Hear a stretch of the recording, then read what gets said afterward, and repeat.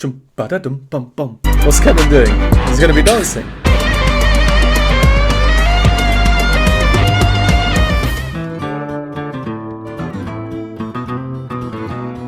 Yes, so Hairless here. Today we have Kevin's 5th. This was a recent poll winner. I received many recommendations saying to watch the 13-minute video version, so I have that here in front of me. It's from the 2022 A Christmas Extravaganza livestream from Pentatonix. Apparently it includes a nice introduction by Scott as well as some other music by Kevin in addition to Kevin's 5th. Now I don't know what this additional content or the additional music will be, but I like to try and keep my videos under a certain length. So if you're seeing this right now on YouTube, it means that this video on YouTube will be my reaction to Kevin's 5th only. But my full video, including Scott's intro and the other music, that will be on my Patreon, linked down below in the description and in the pinned comment. Right, so the logistical side of things aside, I'm excited for this. I've done one reaction to Kevin previously. The man is a musical wizard, and I'm extra excited to this because of the title, Kevin's 5th. I'm pretty sure it's based on the theme of Beethoven's 5th Symphony. I've seen that in the comments and stuff before, but also, actually, you know what? I'm sure I'll explain the next bit later on anyway. So let's get straight into it.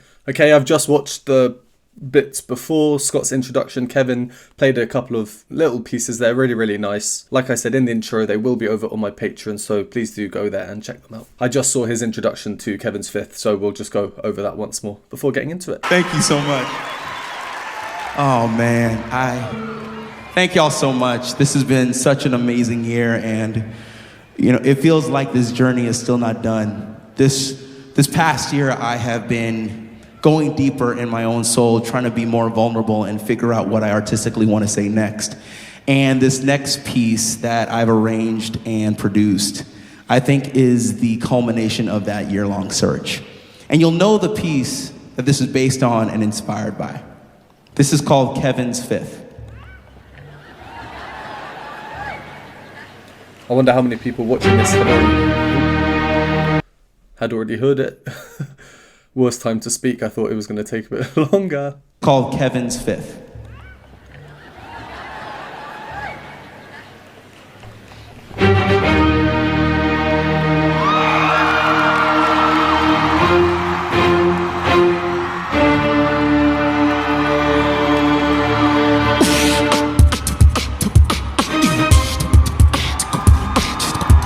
Okay, if you've watched my videos, you know I don't like pausing as soon as we start, that kind of thing, but I am going to now. We'll go back and start again. This is what I was mentioning in my introduction about something else I'll probably come to later. So Kevin's 5th was recommended to me since, well, definitely my first Kevin video. I think I might have received some comments on it in some Pentatonix videos as well. But it's been recommended to me even more recently because of a voice play video, and that was their fairly recent arrangement called Classical Chaos. In that, I mentioned a disco track that I really like, which is called A Fifth of Beethoven by Walter Murphy. Here's a clip from my reaction to that. One of my favourite disco tracks is called A Fifth of Beethoven because it uses Beethoven's 5th Symphony. It starts with the same opening,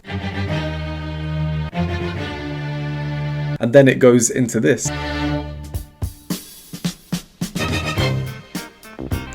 So in that, the opening is unchanged, untouched. That is arguably the most iconic bit of that whole symphony. So there I'm talking about the opening few notes. Kevin does change them. The second one, the repetition, rhythmically augmented, so longer notes, a bit more tension created. People said if I liked A Fifth of Beethoven, the disco track, then I would like Kevin's 5th, and I'm wondering now, based on the few seconds I've heard.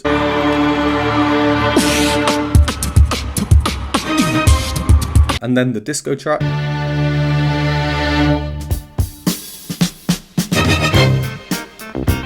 So I'm basically now just thinking or wondering, has Kevin just expanded upon the disco track, or has he completely rearranged it, or is the arrangement completely different? I wanted to talk about the disco track a little bit in the intro. That seemed like a very opportune moment to do so. So apologies for pausing. I love the disco track. It got me excited. Let's start again.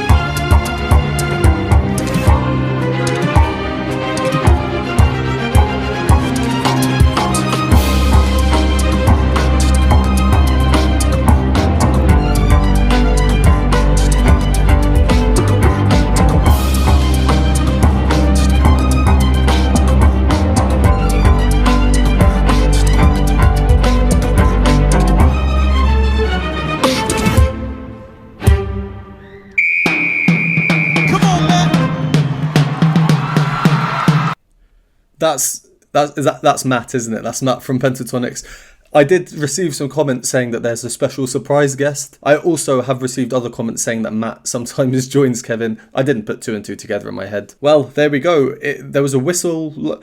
Let's do our first pause here. There's some stuff I want to go over from what we've heard so far. So if you don't want to hear my thoughts or analysis, go to the timestamp. The timestamp will only work for my YouTube video, not the Patreon version. Okay, so it's definitely inspired a little bit by Walter Murphy's disco track, but it's clearly Kevin's own arrangement. So much is different. It's kind of like a mix between the disco arrangement and Beethoven's original composition. Kevin starts with a prolonged pause and some beats in there through his beatbox before we have an entry in the high strings. To compare to the original,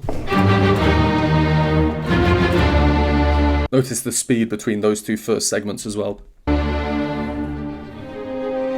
No prolonged pause, not in on the high strings, very calm. But as I showed you earlier in the disco track,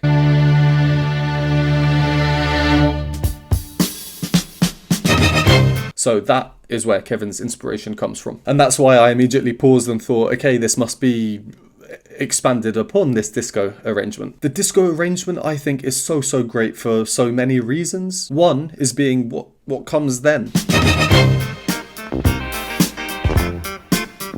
The guitar, it's funky, the rhythms, and the surrounding harmony. The chords outlined here are these: C minor 7 and F7. They're two good chords to change between because we can just move from there to... If we take the first chord, C minor 7, and we just remove this note, which is the 7th note, it's a regular C minor chord, and Beethoven's original symphony, Symphony No. 5 in C minor. The 7th chord, C minor 7, it's like a modern version of this traditional chord. And of course the style, very disco, very funky. Kevin has pretty much removed that. His percussion is the focus. We can very faintly hear some low strings, but there's no harmonic depth. The texture has been thinned out, so a lot of the instruments have been removed from the sound. This means there's more focus on his beatbox and less immediate influence of style. I like this because it's suddenly not so disco, which I thought it might be, so I'm wondering, which direction is this going to take? And I'm still thinking that because from where we just paused with the whistle and the lights, that sounds quite carnival-esque. Well, I guess we'll find out. Just before the next main cello entry, we get this. The rhythm, a nice little cha-cha-cha. 3 beats played in the space of 2. 1, 2, 1, 2. Cha-cha-cha. The cello part then, it's all about the rhythms as well, you know, syncopations.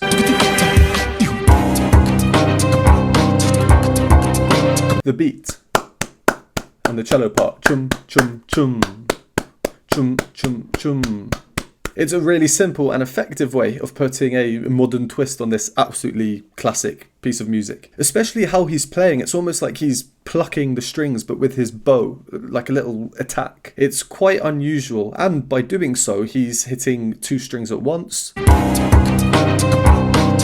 So there is a harmonic roll as well that the cello's playing because it's outlining the chords by playing 2 notes and then another 2 notes. I really like this bit as well, the effects he does with his beatbox as he then moves back into the syncopated cello part.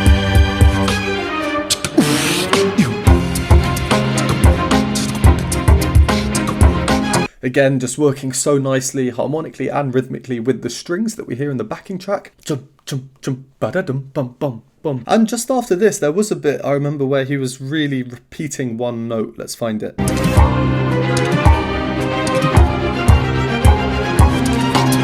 Guess which note he's repeating? It's the symphony in C minor. And just before we paused, there was a scream in the audience that sounded alarmingly like a whistle because of how it was vibrating.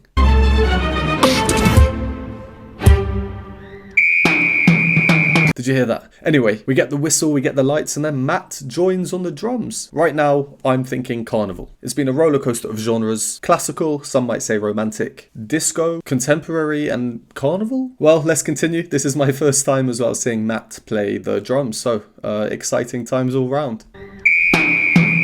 Come on, Matt!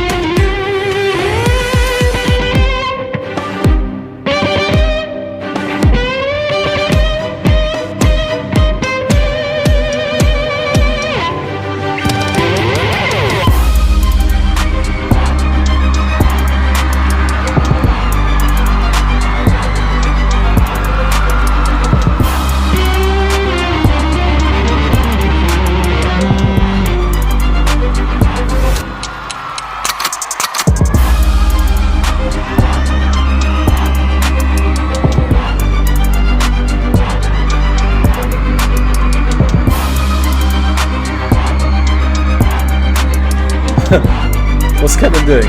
He's going to be dancing.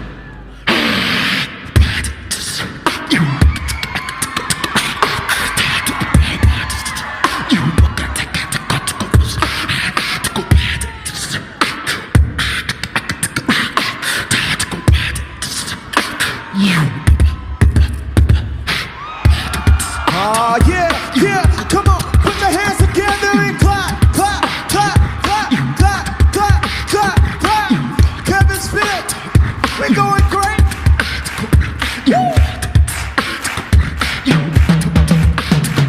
Come on. Well, this is not what I expected. I honestly don't know what I expected. This, however, was not it. All the surprises going on here. I mean, from where Matt came in, there's nothing too crazy. It's obviously a very different style of sound. As I said before, much more kind of carnival-y. And then before the cello comes in, again we get this 3 beats in the space of 2. Chum bum bum bum bum bum bum. And it is kind of the last thing we hear before this change of section. So, based on the last 2 times we've heard it where it really stands out, they're sort of using that as like a little transitionary tool for another instrument coming in. So now we get the cello, the electric cello. It almost sounds like an electric guitar.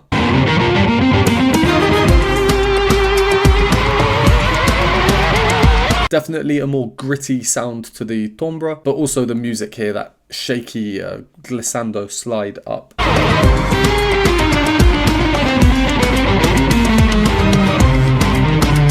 Very cool, this bit, isn't it? I mean, truth be told, it's tricky to say for certain if Kevin is or isn't beatboxing at this point. I don't think he is. It looks like Matt has it all covered on his drum pad, but the video quality isn't the best. Some of the sounds aren't aligning. We can't see Kevin's mouth. Here he isn't. And each one of these will have a different sound on each one of these little squares. But some of the more plosive sounds we're hearing, they could, in theory, easily be Kevin. Although I don't think they are. Okay, so the next surprise, the dancers. They're putting on a bit of a show for the crowd.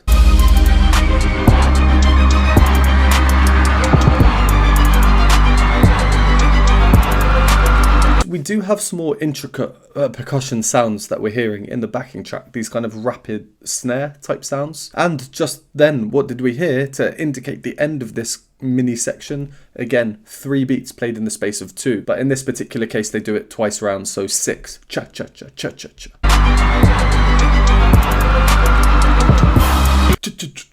Those little rhythmic changes, you would have heard me talk about them in my previous videos as a hemiola or on the odd occasion a triplet. They seem to be one of the favoured methods of variety in this performance. Yeah, and then the other surprise. So I was going to say, or I was thinking, where's the cello? Where's the music from the cello at this point?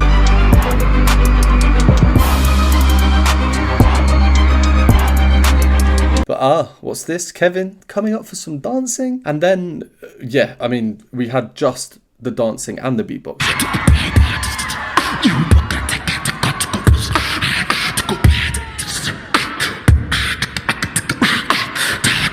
So whilst it is obviously very cool, and I am 150% certain that experiencing that live in that arena or stadium, you know, feeling it all through the speakers, seeing it so close to you in person, it would be a far, far, well, better experience than you and me now watching it via video. I am so sure about that. That aside though, this little section, it's not really my cup of tea, just from a musical standpoint.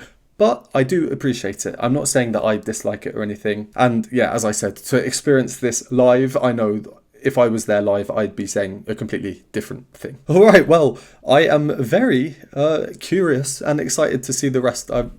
Who knows what can happen? Is Matt going to start dancing as well? Is there going to be singing? Who knows? Let's carry on and find out. Come on.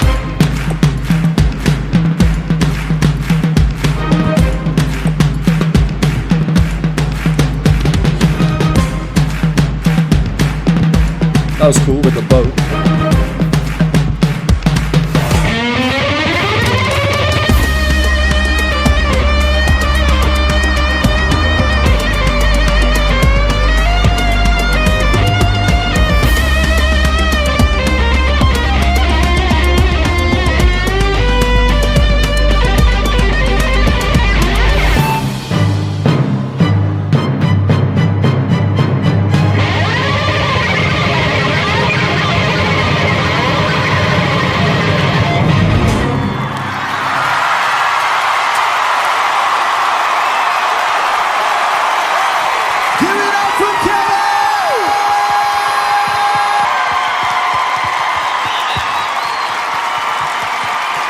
Do we know these dancers? Would I have seen them before? I don't think I recognise them. Again, the video quality is not that great. Well, that was an experience, wasn't it? So different to what I was expecting. And I don't know why, because I know Kevin cello boxes. I've been told before Matt performs with him. I should have put two and two together. But yeah, just the styles of music, quite compartmentalised. There wasn't too much from that last little section there, but there was one bit that I did really like. Actually, it's probably the highlight of the whole performance for me here. Kind of the climax moment. I just think it was really cool.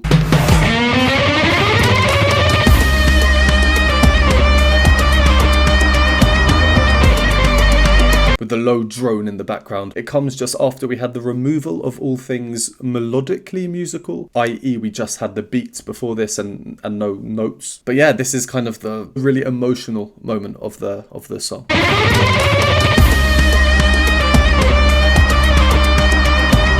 I don't have more to say really on that. I feel like I said everything I wanted to. So I'm going to leave that there. This might be the shortest outro of all time. I'll try and do a very brief summary. Very cool.